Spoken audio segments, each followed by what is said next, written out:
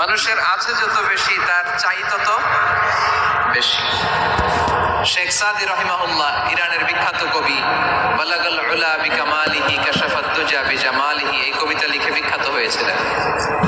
তো ওনার একটা সময়ে আর্থিক দৈন্যতা যাচ্ছিল, টাকা পয়সা ছিল না, ফলে পায়ে দেওয়ার মতো জুতা ছিল না। কি ছিল না? জুতা ছিল না। তো খুব আফসোস করে একদিন মনে মনে আল্লাহরে বলে, আল্লাহ আমি এত বড় কবি, আমার পায়ে দেওয়ার মতো জুতা নাই। আহা, আফসোস করে ঘর থেকে বের হয়েছে, বের হয়ে দেখে এক ভিক্ষুক ভিক্ষা করে, ওই ভিক্ষুকের দুইটা পাই নাই। ভিক্ষুকের দুইটা, আর কবি সাহেবের কি নাই? জুতা নাই। কবি সাহেব যখন এই দৃশ্য দেখছে, হায় রে আমার তো পা আছে, এর তো পাই নাই, সেজদায় পড়ে গেল। আর আল্লাহরে বলে, আল্লাহ শুকর আলহামদুলিল্লাহ, বেশ ভালো আছি, আর কিছু লাগবে না। এজন্য শান্তি হচ্ছে শুকর আলহামদুলিল্লাহর ভিতরে। শান্তি কিসের ভিতরে? শুকর আলহামদুলিল্লাহর ভিতরে। এজন্য আওয়াজ করে পড়েন আলহামদুলিল্লাহ। আপনার চাহিদার কোনোদিন শেষ হবে না।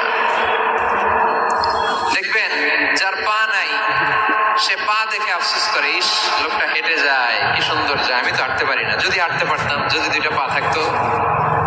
যার পা আছে সে সাইকেল ওয়ালাদেরকে দেখে আফসোস করে, ইস আমার যদি একটা সাইকেল থাকতো তাহলে তার হাঁটা লাগতো না, সাইকেল দিয়ে বাজারে যেতাম। যার সাইকেল আছে সে আবার হুন্ডা ওয়ালাদেরকে দেখে আফসোস করে, ইস একটা হুন্ডা যদি থাকতো তাহলে তো ভো ভো করা যাইতো না। হুন্ডা ওয়ালারও আফসোস আছে প্রাইভেট কার ওয়ালাদের দেখে, তারা আফসোস করে, ইস আমার যদি একটা কার থাকতো তাহলে তো কার চালাইতে পারতাম। যাদের প্রাইভেট কার এদেরও আফসোস আছে, ইস আমার যদি একটা হেলিকপ্টার যদি থাকতো তাহলে তো উড়াল মারতে পারতাম, ঠিক না?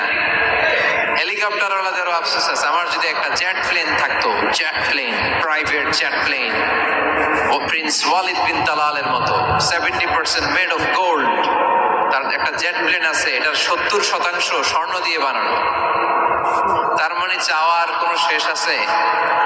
নাই। সুখ শান্তি যদি চান, অলওয়েজ পড়বেন আলহামদুলিল্লাহ। কি পড়বেন? টাকা যার বেশি, টেনশন তার বেশি। সাধারণত টাকা যার বেশি, রোগ তার বেশি। টাকা যার বেশি, শান্তি তার কম। আপনি খোঁজ নিয়ে দেখেন, 1000 কোটি টাকার মালিক, ঘরে শান্তি নাই। স্ত্রীর সাথে মনোমালিন্য, স্ত্রী যায় একদিকে, উনি যায় আরেকদিকে। পোলায় কই যায়, পোলায় নিজেও জানে না, মেয়ের অবস্থা খারাপ, আরেক ছেলের সাথে হাঁটে। তো এই হচ্ছে এদের লাইফস্টাইল। সবাই না, আল্লাহওয়ালা যারা তারা ভিন্ন। রাতে এদের ঘুম হয় না, অনেকগুলো ঘুমের ট্যাবলেট খেয়ে ঘুমাতে হয়, ঘুম আসে না, ঘুম আসে না। কিন্তু রিক্সাওয়ালা, কুলিওয়ালা, দিনমজুর, এদের রোগ বালাই আছে? কথা বলেন। খাওয়ার সমস্যা আছে, ঘুমের সমস্যা আছে, শুইলেই ঘুম আসে, যেখানে রাইত ওইখানেই গাই। ঘুমাইতে দেরি, নাক ডাকতে দেরি হয় না, ওর নাকের ডাকের আওয়াজে ট্রাকের ইঞ্জিনও ফেল। শান্তির ঘুম। এই জন্য সবসময় শান্তি খুঁজতে হবে। কি খুঁজবো? শান্তি দেওয়ার মালিক কে? আল্লাহ তুমি এই দেশটাকে শান্তিময় করো। আসুন আমরা সরাসরি কোরআন থেকে শুনি, কারণ কোরআন থেকে শুনলে বরকত বেশি না কম? আরো জোরে বলেন, বেশি না কম? এটা এমন একটা কিতাব যে কিতাবে কোনো ভুল নাই। আছে? সন্দেহ আছে? সংশয় আছে? মুত্তাকিনদের জন্য এই বইটারে হেদায়েতের কিতাব করে নাজিল করলো কে?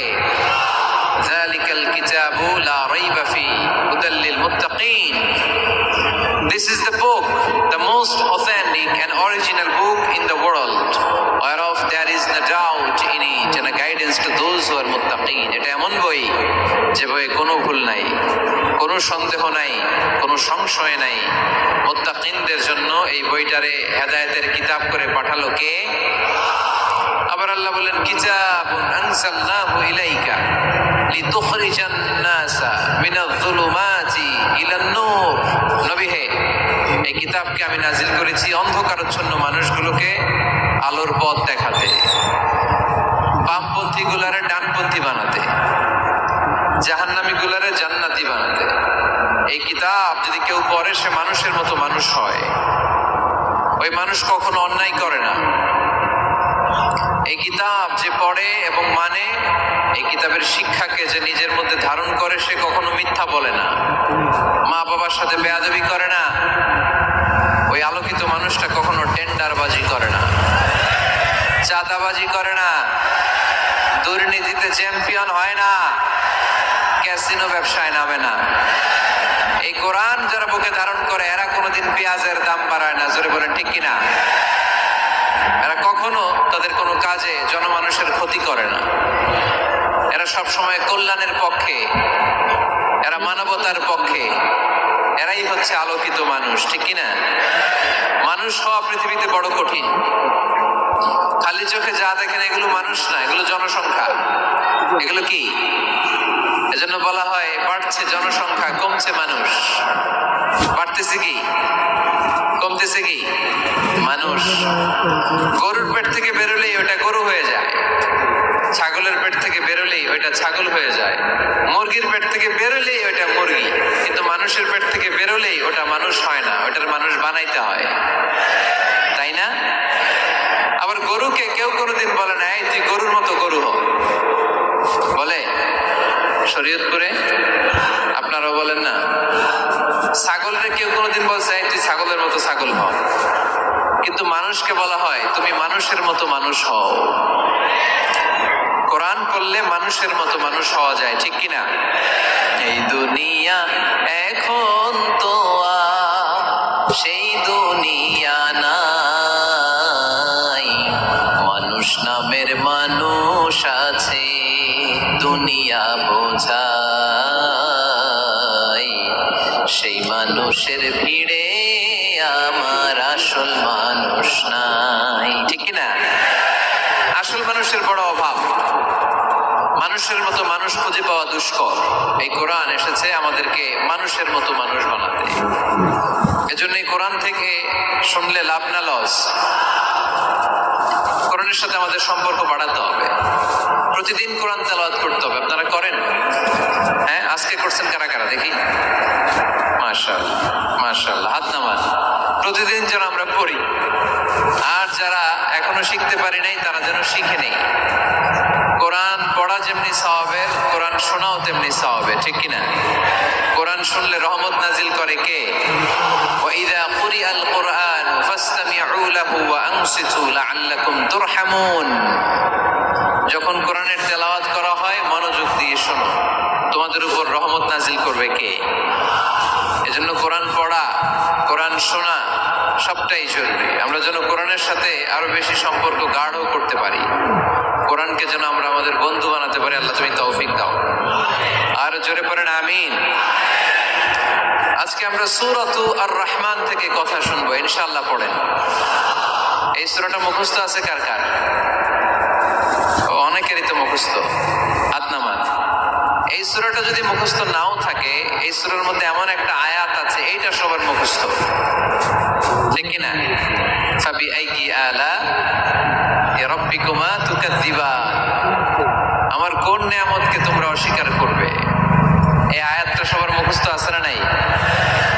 মজার ব্যাপার হলো এই আয়াতটা আল্লাহ তাআলা এই সূরার ভেতরে একবার, দুইবার, 5 বার, 10 বার নয়, 31 বার উল্লেখ করেছেন। কয়বার? 10 বার বললেও তো হইতো, 20 বার বললেও তো হতো, 31 বার বললেন কেন? তার মানে এটা জরুরি, এটার সিগনিফিক্যান্স, তাৎপর্য অনেক বেশি।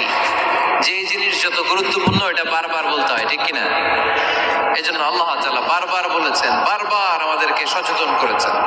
ফাবিআইয়ি আলাই রাব্বিকুমা তুকাযযিবান। আল্লাহ বলেছেন, এই মানব জাতি আর জিন জাতি, আমার কোন নিয়ামতকে তুই অস্বীকার করবি? বল, কোন নিয়ামতকে অস্বীকার করবে? বলেন। আল্লাহর কোন নিয়ামতকে অস্বীকার করার কোন সুযোগ আছে? ওয়া ইন তাউদ্দু নি'মাতাল্লাহি লা তুহসুহা ইন্নাল ইনসানা লাযালুমুন কাফার।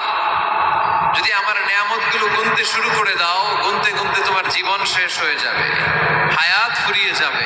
আমি আল্লাহর নিয়ামত গুনে কশিন কালেও তোমরা শেষ করতে পারবে?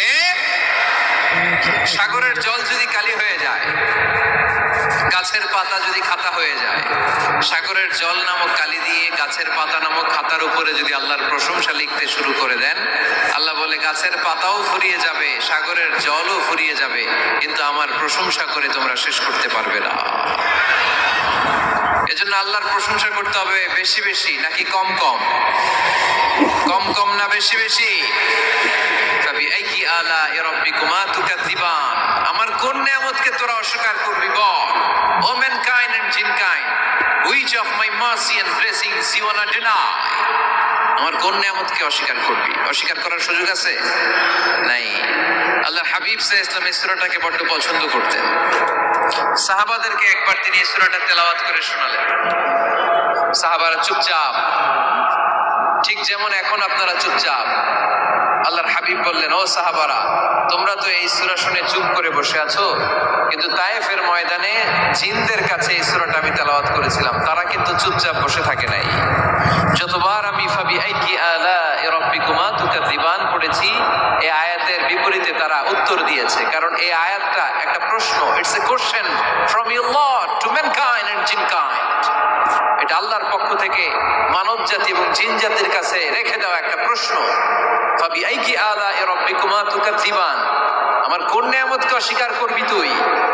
আল্লাহর কোন নিয়ামত অস্বীকার করার কোন ক্ষমতা আমাদের আছে? নাই, অসম্ভব। এজন্য এটা একটা প্রশ্ন।